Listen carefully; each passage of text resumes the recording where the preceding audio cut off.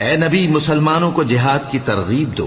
اگر تم میں 20 آدمی ثابت قدم رہنے والے ہوں گے تو 200 کافروں پر غالب رہیں گے، اور اگر 100 ایسے ہوں گے تو 1000 پر غالب رہیں گے، اس لیے کہ کافر ایسے لوگ ہیں کہ کچھ بھی سمجھ نہیں رکھتے۔ اب اللہ نے تم پر سے بوجھ ہلکا کر دیا اور معلوم کر لیا کہ ابھی تم میں کسی قدر کمزوری ہے، پس اگر تم میں 100 ثابت قدم رہنے والے ہوں گے تو وہ 200 پر غالب رہیں گے، اور اگر 1000 ہوں گے تو اللہ کے حکم سے 2000 پر غالب رہیں گے، اور اللہ ثابت قدم رہنے والوں کا مددگار ہے۔ پیغمبر کو شایع نہیں کہ اس کے قبضے میں قیدی رہیں جب تک کافروں کو قتل کر کے زمین میں کثرت سے خون نہ بہا دے۔